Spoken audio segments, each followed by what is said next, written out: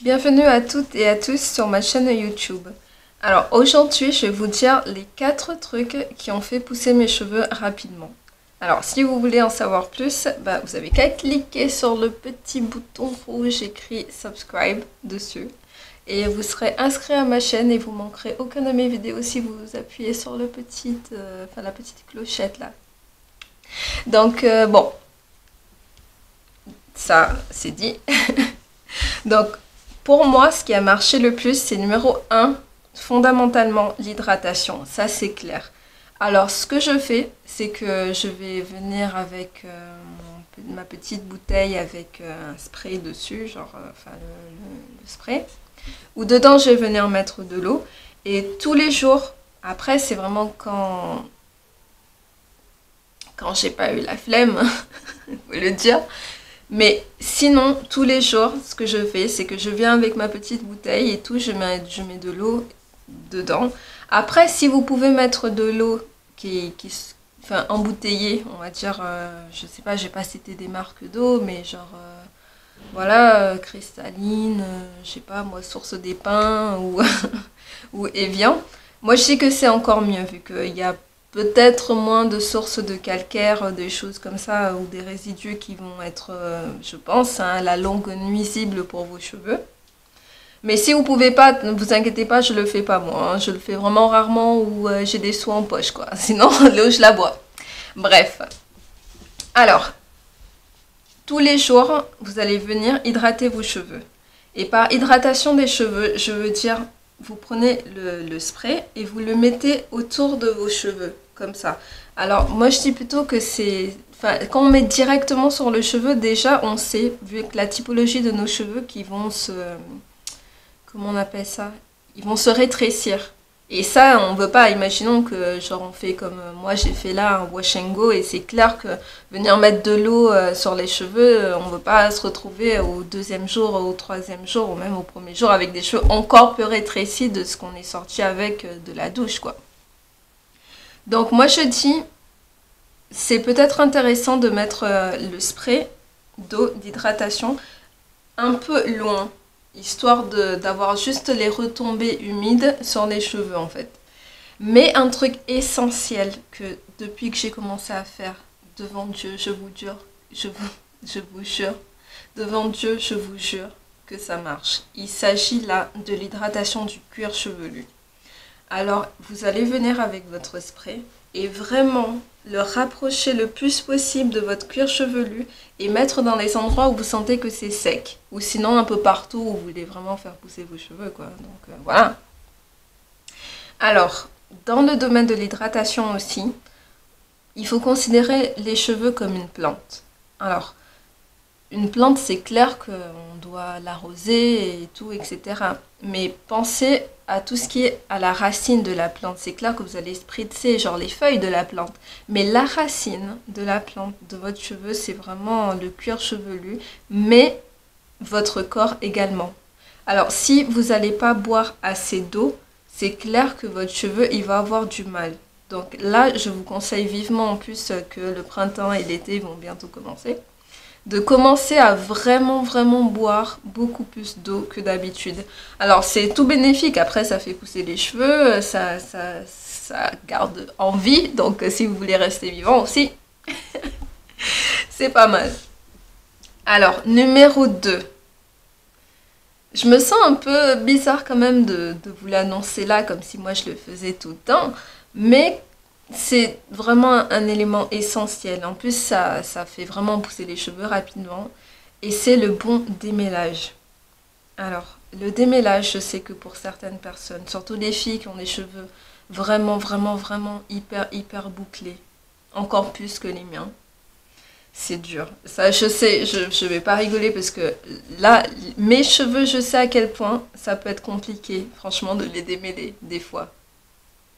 Donc, je peux imaginer pour d'autres personnes. Après, ça ne veut pas dire, moi, je sais que j'ai mon copain qui a les cheveux d'une typologie 2C, qui sont des grosses boucles. Et je peux vous dire qu'il souffre aussi quand il démêle ses cheveux. Mais bon, bref. Alors, moi, je vous dis que moins de casse égale plus de pouces. Après, les cheveux, ils poussent constamment. Ça, c'est sûr. Mais en tout cas, si vous voulez démêler mal, c'est clair que votre cheveu, il va se casser au bout d'un moment. Il va se casser au bout, il va se casser, voilà, aux pointes, vous allez avoir beaucoup de nœuds, tout ça. Donc, franchement, si vous arrivez à bien les démêler, ce serait vraiment le top. Après, laissez-moi savoir dans les commentaires si vous voulez avoir une vidéo ou un descriptif plus exact de comment moi je me démêle les cheveux. Donc ça peut être intéressant pour vous. Mais en tout cas, voilà, le bon démêlage, vous n'allez pas dedans, genre déjà sans avoir les cheveux mouillés, n'allez pas dedans avec des peignes ou des brosses inadaptées pour notre typologie de cheveux.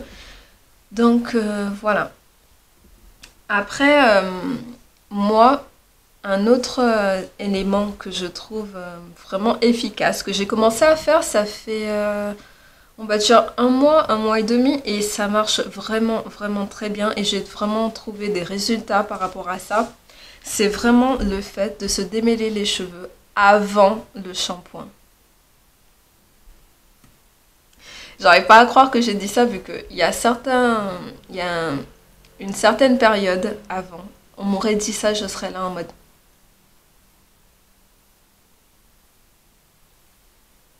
Vous êtes sérieux? Mais bon, c'est moi qui le dis aujourd'hui vu que ça fonctionne vraiment et c'est clair que ça facilite beaucoup, beaucoup, beaucoup le processus du lavage des cheveux. Et même au niveau du temps passé dans la salle de bain, je sais que nous, des cheveux naturels bouclés, afro, frisés, bouclés, on passe beaucoup de temps dans la salle de bain quand il s'agit de nos cheveux. Donc franchement, le savoir démêler les cheveux avant d'aller faire son shampoing, c'est vraiment génial. Bon, en tout cas, si vous voulez, comme j'ai dit, une vidéo dessus, faites-moi savoir. Alors, numéro 3, c'est le deep conditioning. Le deep conditioning, moi, honnêtement, je ne l'ai pas fait beaucoup pendant la période où j'ai fait pousser mes cheveux. En revanche, quand je me suis vraiment mise là, que je me suis dit, mes cheveux, ils étaient vraiment, vraiment beaux avant, vu que... Je vais vous raconter ça, c'est une autre histoire. J'avais les cheveux vraiment longs avant de faire mon deuxième job. Mais bon, ça c'est une autre histoire. Donc du coup, ben, je me suis dit, écoute, il est temps de se réveiller et de là, de commencer à faire les choses bien. Donc moi, je sais que j'avais déjà testé le deep conditioning et tout, et que ça marche vraiment. Donc du coup, ben, quand je me suis vraiment mise là à faire ça, les masques, en fait, le deep conditioning, pour ceux qui ne savent pas, m'insultez pas si vous connaissez déjà. C'est entre guillemets les masques de soins nourrissants en fait.